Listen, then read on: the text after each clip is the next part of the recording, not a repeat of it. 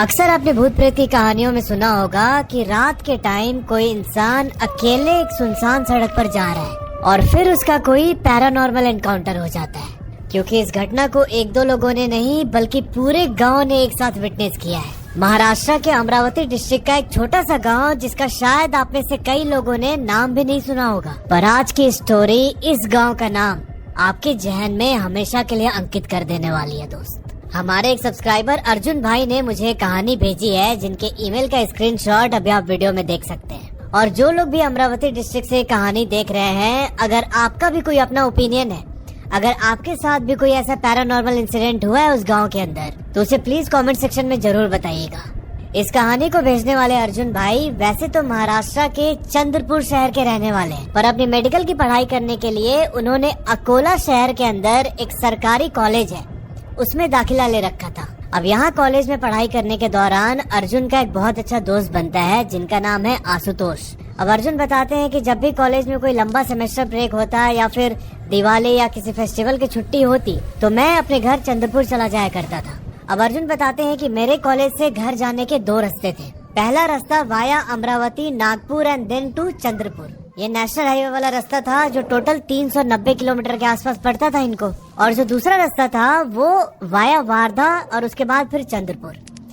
ये वाला रास्ता थोड़ा छोटा था जिसकी दूरी करीब 330 किलोमीटर थी। अब अपने करीब 5 साल के कॉलेज लाइफ में अर्जुन कई बार इन दोनों रास्तों से घर आ जा चुके थे, पर अर्जुन बताते हैं कि जो ये छोटा वाला रास्ता है वाया वारधा, ये मैं ज्यादा प्रेफर करता था। अब ऐसे ही दिन और साल बीतते गए और फाइनली 2016 में अर्जुन की डिग्री कंप्लीट हो जाती है। अब वो एक सेरेमनी होती है ना जिसमें कॉलेज के बच्चे अपनी डिग्री कलेक्ट करते हैं, तो उस सेरेमनी को अटेंड करने अर्जुन और आशुतोष इन दोनों के पेरेंट्स भी आए हुए थे कि भाई हमने बच्चे को देखेंगे ऐसे अपनी डिग्री कलेक्ट करते हुए।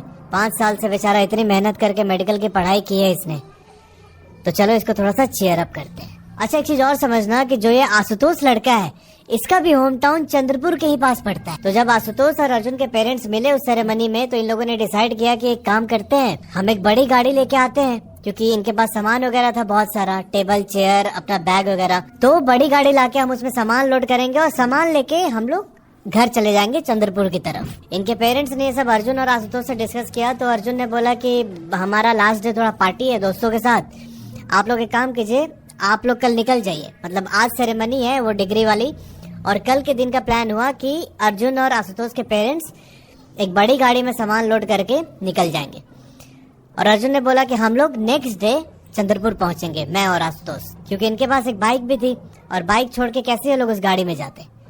तो इनका कुछ इस तरीके से प्लान बना। अब अर्जुन के पापा यहाँ पर हाइलक्स गाड़ी बुक करते हैं, उसमें इन लोगों ने अर्जुन और आशुतोष का पूरा सामान रखा और अगले दिन सुबह सुबह 6 बजे के आसपास अर्जुन और आशुतोष के पेरेंट्स उनका सामान लेके निकल जाते हैं चंद्रपुर की तरफ। अब फाइनली उसके नेक्स्ट डे आशुतोष और अर्जुन के भी घर वापस जाने की बारी आई। ये लोग सोचते हैं कि भाई गर्मी का टाइम है, हम लोग ना बहुत सुबह सुबह निकलेंगे, करीब 3:30 बजे के आसपास, नहीं तो अगर हम लेट निकले तो यहाँ धूप बहुत तेज होती है और पूरा 300-350 किलोमीटर राइड करके जाना है, तो उस धूप में राइड करना पॉसिबल नहीं हो पाएगा।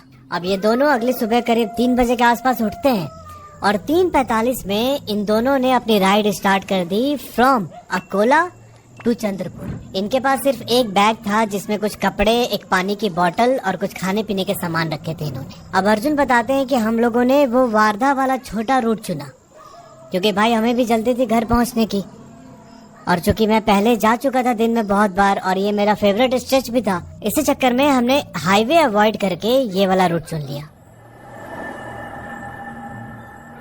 और शायद यहीं पर इनसे एक बहुत बड़ी भूल हो जाती है। जब ये लोग अकोला शहर छोड़ के नेशनल हाईवे में ज्वाइन करने वाले थे, तब उस नेशनल हाईवे और अकोला वाले रोड पे एक इंटरसेक्शन है, वहीं पर एक बालाजी का मंदिर था। इन्होंने गाड़ी रोकी और वहां पर हाथ जोड़ के प्रार्थना की कि महाराज हमारी रक्षा कीजिएगा, हम बस सेफली घर पहुंच जाए। और ये बोल के ये लोग राइड दोबारा स्टार्ट कर देते हैं। अब देखो थोड़ा सा ना रूट का लेआउट समझना। जो ये नेशनल हाईवे पे ये लोग राइड कर रहे हैं, यहाँ से आगे इनको जाना है बेलोरा। बेलोरा तक पूरा NH है और फिर वहाँ से एक लेफ्ट कट हो जाता है। उस लेफ्ट कट पे इनको 2-4 गांव पार करके वारधा पहुंचना था और फिर वारधा से रास्ता जाता था चंद्रपुर के लिए। पर वो जो हाईवे से लेके वारधा के बीच करीब 40 किलोमीटर का जो स्ट्रेच था, उसमें 2 गांव पड़ने वाले थे। उन 2 गांव के नाम है अंजन गांव बाड़ी और दूसरा मालखेड़। अब इन दोनों गांवों के नाम एकदम याद रखिएगा। वैसे तो इन लोगों ने 3-4 गांव क्रॉस किए थे, पर ये दोनों एकदम प्रोमिनेंट गांव हैं। अर्जुन बताते हैं कि हाईवे से डिटूर लेने के बाद पहले अंजन गांव पड़ने वाला था, फिर मालखेड़ और उसके बाद और 2 गांव पड़ने वाले थे, जिसके बाद मैं पहुंच जाऊंगा वारधा और फिर वारधा से चंद्रपुर। अब यहाँ अर्जुन ने ये भी बताया कि जो ये आंगन गांव बाड़ी वाला पूरा गांव है वो ना दिन के टाइम बहुत लाइवली रहता था, बहुत चहल पहल होती थी उधर। पर अभी जब हम यहाँ पर पहुंचे तो करीब 5:15 के आसपास हो रहा था। इनको उस गांव वाले रास्ते पर एक बंदा दिखाई नहीं दिया। जनरली ऐसा होता है ना कि गांव के लोग जल्दी उठ जाते हैं सुबह, पर यहाँ ऐसा सीन नहीं था। एकदम कंप्लीट सन्नाटा हो रखा है उस 400 मीटर के स्ट्रेच पे। गांव का पूरा लेंथ स्टार्ट से लेके एंड तक अगर आप उसको क्रॉस करोगे तो करीब 300 से 400 मीटर का है। पर यहाँ सबसे गौर करने वाली बात ये थी कि उस गांव के जस्ट स्टार्टिंग में 2 मंदिर थे, ऐसे ऐसे दोनों एक दूसरे को फेस कर रहे थे, और गांव के बिल्कुल एंड में भी 2 मंदिर बनाए गए थे एक दूसरे को फेस करते हुए। पर यहाँ खास बात ये थी कि इनमें से एक मंदिर दिन के टाइम खुलता था और दूसरा वाला मंदिर रात के टाइम। दोनों एंड पे सेम यही सीन था। जब ये लोग अपनी मोटरसाइकिल लेके गांव के बिल्कुल स्टार्टिंग में पहुंचे तब इन लोगों को मंदिर दिखाई दिया। इनको थोड़ा अजीब भी लगा कि यार ऐसे कैसे हो रहा है, यहाँ पे एक मंदिर बंद है दूसरा खुला हुआ है। पर फिर भी ये लोग उतर के जाते हैं। जो मंदिर खुला हुआ था वहां पर हाथ जोड़ा इन्होंने, हाथ जोड़ के वापस बाइक पर बैठे और उस गांव को क्रॉस करने लगे। अब अर्जुन तो कई बार इस गांव को क्रॉस करके गया है, पर भाई साहब वो टाइम दिन का होता था। आज पहली बार अर्जुन रात के समय इस रास्ते पर निकला था। अर्जुन ने मेल में लिखा कि उस पूरे रास्ते पर एक भी लाइट पोल नहीं था, पूरा घनघोर अंधेरा हो रखा है एकदम। आशुतोष ने पीछे बैठ के जीपीएस ऑन किया हुआ था। ये लोग उस जीपीएस वाले ट्रैक को फॉलो करते हुए अंजन गांव के बिल्कुल आखिरी छोर पर जाने लगे। पर भाई साहब ये लोग जैसे जैसे गांव के आखिरी छोर की तरफ जा रहे थे, अर्जुन बताते हैं कि आखिरी छोर से करीब 100-150 मीटर पहले हम दोनों ना बहुत ज्यादा बेचैन होने लगे। हमारा सर एकदम भारी हो गया था और एकदम अजीब सा चिड़चिड़ापन हो गया था मेरे दिमाग में। और कुछ दूर और आगे चलने के बाद इन दोनों को सांस लेने में बहुत प्रॉब्लम होने लगी।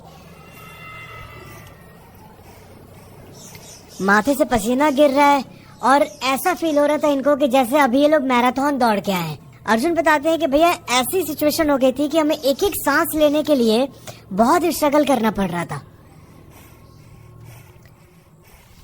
चूंकि मैं मोटरसाइकिल चला रहा था तो मैंने सोचा कि हेलमेट का वाइजर उठा के थोड़ा बाहर से हवा लूं, और जैसे ही मैंने वाइजर उठाया मैं एकदम शॉक्ड हो गया कि सामने से कोई हवा आ ही नहीं रहा है। मतलब करीब मैं 30-40 की स्पीड में मोटरसाइकिल राइड कर रहा था। ऑब्वियस बात है कि मुझे थोड़ा सा एयर का प्रेशर फील होना चाहिए था मेरी बॉडी पे, पर ऐसा कुछ नहीं होता है।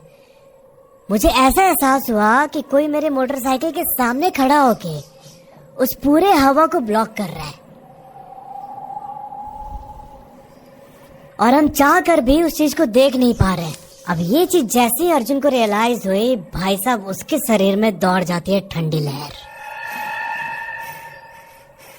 अभी अर्जुन ने ये सब आशुतोष को नहीं बताया था कि भाई सामने से कोई हवा आ ही नहीं रहा है, कोई चीज हमारा रास्ता ब्लॉक कर रही है। आशुतोष यहाँ पर जीपीएस देखने में लगा हुआ है और इसी बीच अचानक से ही उसके फोन की पूरी बैटरी ही ड्रेन हो जाती है। बैटरी ड्रेन होते ही आशुतोष का फोन ऑफ हुआ और उसके साथ ही भाई साहब इनके मोटरसाइकिल का पिछला टायर भी पंचर हो जाता है।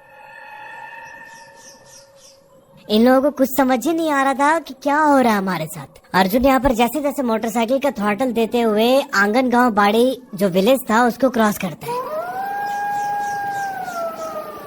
और इसी बीच आशुतोष की नजर अपने हाथों पर जाती है। इसके दोनों हाथ एकदम वाइट हो चुके हैं। ऐसा होता है ना कि जब बॉडी को ऑक्सीजन ना मिल रही हो तो स्किन कलर पूरा वाइट होने लगता है, ब्लड सर्कुलेशन प्रॉपर नहीं होती है, तो आशुतोष ने पीछे से अर्जुन को बोला कि भाई रुक, अपने हाथ और वो पैर चेक कर, तो मुझे तो बहुत अजीब सा लग रहा है। फिर अर्जुन ने भी अपने पूरे हाथ पैर चेक किए और सेम इसकी भी वही कंडीशन हो रखी है।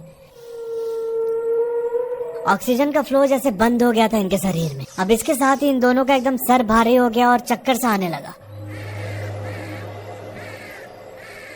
अब अर्जुन यहाँ ये उम्मीद कर रहा था कि शायद गांव से बाहर निकल के जो मार्केट है उस मार्केट में जाके हम अपनी बाइक ठीक करा लेंगे जो पीछे पंक्चर हो रखी थी। अब ये लोग उसी पंक्चर बाइक पर राइड करते हुए अंजनगांव विलेज से कोई 400 मीटर आगे आ गए थे, पर इनको कोई दुकान नहीं दिखी। भाई ऑब्वियस सी बात है, उतनी सुबह सुबह कौन दुकान खोल के बैठा रहेगा। इन दोनों ने डिसाइड किया कि भाई एक काम करते हैं, अंजनगांव वापस चलते हैं, सुबह होने का वेट करेंगे। जब कोई दुकान खुलेगी पंक्चर की, हम लोग अपना पंक्चर बनवाएंगे और उसके बाद निकलेंगे चंद्रपुर के लिए। पर जैसे ही ये लोग अपनी बाइक पीछे गांव की तरफ मुड़ाते हैं, इन दोनों को अपने अपने शोल्डर्स पे बहुत ज्यादा भारी वेट फील होता है। इनको ऐसा लगा कि कोई 90-95 किलो का आदमी इनके कंधे पर बैठा हुआ है। अब यहाँ जो अर्जुन है उसका शरीर मतलब वेल बिल्ड था as compare to Ashutosh. Ashutosh थोड़ा सा पतला दुबला लड़का था। अब आशुतोष ने अपनी बॉडी के ऊपर जैसे ही वो वेट फील किया, ये अर्जुन के पीठ में अपने उंगली के नाखून घुसाने लगता है और नाखून घुसाते हुए बोलता है कि भाई मेरे कंधे पे कोई बैठ गया है, मुझसे बर्दाश्त नहीं हो रहा है। यहाँ अर्जुन की हिम्मत नहीं हो रही थी कि भाई पीछे मुड़ के आशुतोष को समझाए। इसे लग रहा था कि मैं पीछे मुड़ा और वो जो भी चीज होगी मेरे ऊपर कहीं ज्यादा हावी ना हो जाए। ये चुपचाप हिम्मत करके मोटरसाइकिल गांव की ओर लेके जा रहा था और जैसे से गांव के करीब पहुंच रहा है ना, इसके शोल्डर पे वेट बढ़ते जा रहा था। थोड़ी देर के बाद ही इसको पीछे से कुछ कड़कने की आवाज सुनाई दी। अर्जुन यहाँ पर अपनी मोटरसाइकिल के मिरर में देखता है तो इसने पाया कि भाई आशुतोष के सर से बहुत ज्यादा ब्लीडिंग हो रही है। इसके ब्लीडिंग देख के अर्जुन एकदम घबरा गया। इसने आशुतोष के थाई को ऐसे पीछे से पकड़ा कि भाई क्या हुआ, और ऐसा करते ही आशुतोष एकदम जोर से चिल्लाता है और चिल्ला के वहीं बाइक से नीचे गिर के बेहोश हो जाता है। ये पूरा मंजर देख के अर्जुन बहुत ज्यादा पैनिक करने लगते हैं। ये बताते हैं कि मेरे चेहरे के सामने एकदम मेरे पेरेंट्स का फेस आ रहा था कि अब मैं शायद यहाँ से जिंदा नहीं लौटूंगा और वो लोग मेरी डेड बॉडी को देख के बहुत रो रहे होंगे, और ये सारी चीजें अर्जुन इमेजिन करने लगा। अभी अर्जुन अपनी मोटरसाइकिल लेके गांव के बिल्कुल आखिरी छोर से करीब 200 मीटर की दूरी पर था और जैसे जैसे गांव की ओर अप्रोच कर रहा है ना, इसके शोल्डर पर जो वेट था वो बहुत ज्यादा बढ़ते जा रहा है। अर्जुन का पेन एकदम अनबियरेबल हो रहा था और इसी दौरान इसे जो गांव के बिल्कुल एंड में जो एक टेम्पल था, मैंने बताया था कि 2 टेम्पल है, खुला होता है दिन के टाइम और एक रात के टाइम, तो उस टेम्पल के पास से ना इसे एकदम बहुत फेंट सी लाइट दिखाई दी। वो लाइट अर्जुन की तरफ ही आ रही थी। अर्जुन उस लाइट को देख के एकदम जोर जोर से रोने लगता है और हाथ जोड़ के भगवान से प्रार्थना करने लगता है कि प्लीज हमें बचा लीजिए। उस समय अर्जुन का एड्रेनलिन एकदम पंप हो रखा था। ये अपनी मोटरसाइकिल पूरा थ्रॉटल लेते हुए सीधा गांव के अंदर घुसने की कोशिश करता है। अर्जुन बताते हैं कि जैसे ही मैं उन 2 टेम्पल्स को क्रॉस करके गांव के अंदर घुसा, मेरी मोटरसाइकिल रोड साइड एक पिलर से क्रैश हो जाती है और उस क्रैश की आवाज बहुत ज्यादा लाउड थी। मैं जमीन पर गिरा और मुझे रियलाइज हुआ कि मेरे शोल्डर पर अभी तक जो भी वेट था वो सब रिलीज हो गया और बहुत तेज पेन हो रहा है मेरे दोनों कंधों में। अब इस मोमेंट पर जब गांव के अंदर दोनों जमीन पर गिरे हुए हैं, तब अर्जुन का ध्यान उस गांव में जो घर बने हुए थे उस घर की विंडो पे गया। इसने देखा कि भाई अपने घर की विंडो से लोग इसको देख रहे हैं, अर्जुन और आशुतोष को। ये दोनों जमीन पे गिरे हुए हैं। अर्जुन ने दूसरे घर की तरफ गर्दन घुमाया तो सेम वही नजारा इसने देखा कि विंडो से लोग देख रहे हैं और ये सारे के सारे लोग अर्जुन को ऐसे फिंगर से पॉइंट करके बोल रहे थे कि जो मंदिर खुला हुआ है ना, वहां पे चले जाओ जल्दी। पर ताजुब की बात ये थी कि कोई भी अपने घर से बाहर निकल के नहीं आया इनकी मदद करने के लिए। और भाई उनके पास अपने रीजन थे इसके क्यों नहीं वो लोग आ रहे थे। वो आपको अभी आगे वीडियो में पता चलेगा। अर्जुन यहाँ आशुतोष को लेके सीधा जो गांव के एंड पर जो मंदिर खुला हुआ था उस मंदिर के पास जाके बैठ जाते हैं। आशुतोष के शोल्डर में कुछ ज्यादा ही पेन था। अब अर्जुन वहाँ पर आशुतोष के साथ सुबह 8 बजे तक बैठा रहा और सुबह 8 बजे तक इसने कंटिन्यूसली हनुमान चालीसा रिसाइट किया। अब इस समय तक आशुतोष को इतना ज्यादा पेन हो रहा था कि वो अनकॉन्शियस होके वहीं मंदिर के सामने लेटा हुआ है। जैसे ही सुबह 8 बजा, गांव के लोग दौड़ के आए इनकी मदद करने। ये लोग दोनों लड़कों को लेके पास के हॉस्पिटल में जाते हैं और कोई 3-4 घंटे के बाद फिर आशुतोष को होश आता है।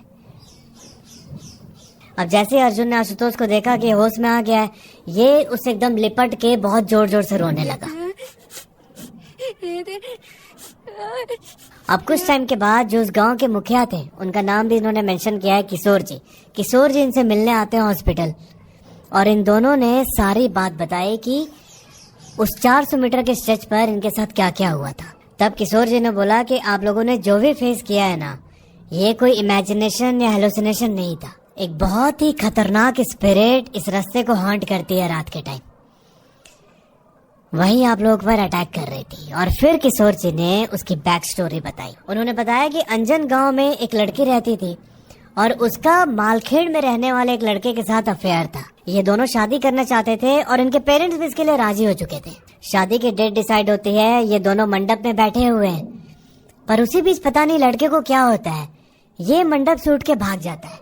इसने शादी करने से मना कर दिया। अब इस इंसिडेंट के बाद जो लड़की थी वो काफी टूट जाती है अंदर से और उसने भाई साहब सुसाइड कमिट कर लिया। अब उस लड़की के मरने के बाद जो उनके पेरेंट्स थे, उन लोगों ने भी अपनी जान दे दी, क्योंकि वो जो लड़की थी वही एक इकलौती संतान थी इनकी।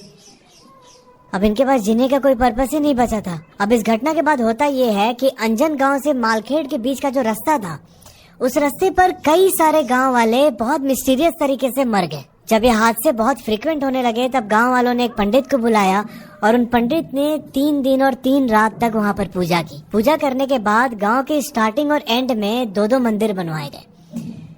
एक मंदिर सूर्य देवता का और दूसरा मंदिर निशा देवी का। निशा देवी को रात्रि की देवी बोला जाता है और सेम वैसे ही 2 मंदिर दूसरे एंड पे। तो इसका कॉन्सेप्ट ये था कि दिन के टाइम सूर्य देवता का मंदिर खुला रहेगा, वो इस पूरे रास्ते पर लोगों की रक्षा करेंगे, और रात के टाइम निशा देवी का मंदिर खुला रहेगा और वो सेम काम करेंगे जो सूर्य देवता दिन के टाइम करते हैं। फिर किशोर जी ने बोला कि तुम लोगों ने पक्का रात को निशा देवी के मंदिर के सामने हाथ जोड़े होंगे और इसी कारण से तुम लोग बच पाए हो, नहीं तो भाई वो स्पिरिट इतनी ज्यादा खतरनाक है कि कोई चांस ही नहीं था कि अकेले इस रास्ते पर रात को क्रॉस कर रहे हो तुम जिंदा बच जाओ। उसके बाद ये दोनों रिकवर होते हैं, बाइक का पंक्चर बनवाते हैं और फटाफट अपनी बाइक पर बैठकर अपने घर चंद्रपुर के लिए निकल जाते हैं। तो यार ये थी पूरी कहानी। अगर आपके जानने में ऐसा कोई इंसिडेंट हुआ है तो नीचे जो ईमेल आईडी आ रहा है उस पर अपनी कहानी मुझे भेज सकते हैं। मिलते हैं आपसे अगले वीडियो में, तब तक के लिए अपना ध्यान रखो और हर हर महादेव।